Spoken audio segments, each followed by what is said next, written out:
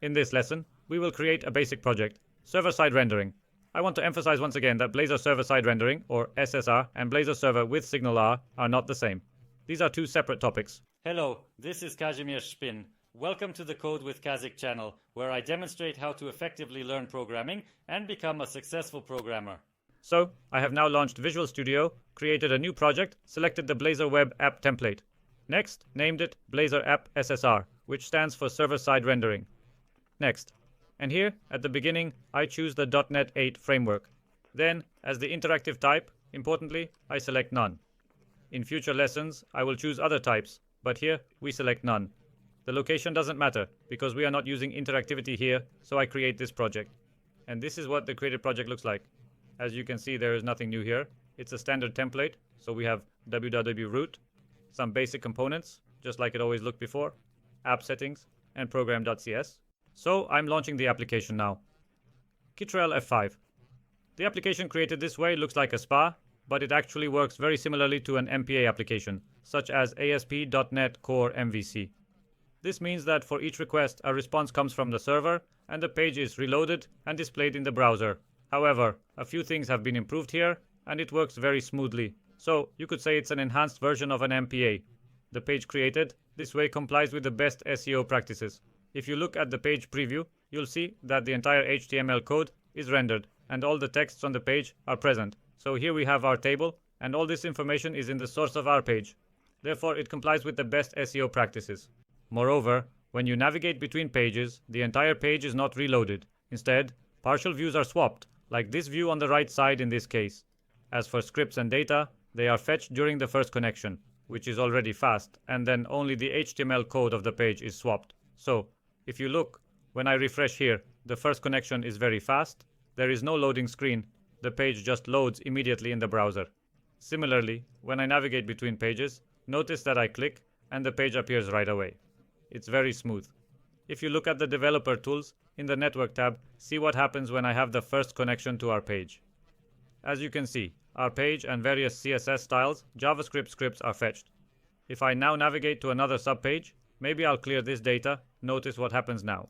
Only this subpage has been downloaded. The entire page is no longer being fetched from the server and re-rendered. Only this subpage, this partial view, is being replaced. If I switch to another view, notice that only that one view is being fetched. This makes the application very smooth and pleasant to use. Everything looks great here, but such an application has one drawback. We cannot handle any user interactivity here. That means if we add a button here and the user clicks it, nothing will happen. This is because at this moment we don't have a WebSocket connection, which is how Blazor server works with Signal in this version, nor are we fetching WebAssembly, as is the case with a WebAssembly application. I'll explain later how to deal with this problem, but for now, please take a look at a simple example. So, I'm moving to our project, and first, I'll just remove this nullable entry. Okay, and I'm moving to the home view, which is our main page. I'll add a new button here. To keep it short, I'll just paste this code here and create the C# code underneath. Of course, according to best practices, this code should be placed in a separate file. But here, just for illustrative purposes, I will show you this C# code in this place. So, we have this. I added a button here, which when clicked, calls this method that increments the counter field value by 1. And we display this value in the view, so really, after each click of the increment counts button, the value in the paragraph on the view should increase.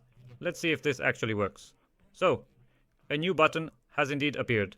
And now notice that when I click this button, nothing happens. The value here is not increased. We still have the value 0 displayed here. As for the server-side rendering application, as I mentioned, interactivity does not work here, so this button will not work for us.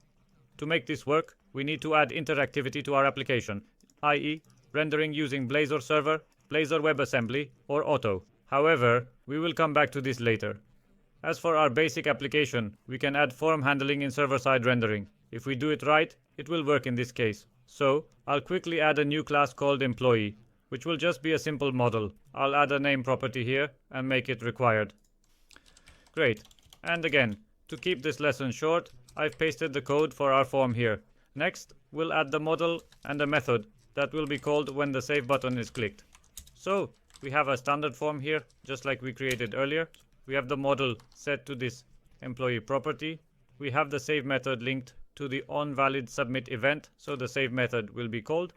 We have validation display of validation data, and a label with the name and input text for the employee's name, which is the name from our model.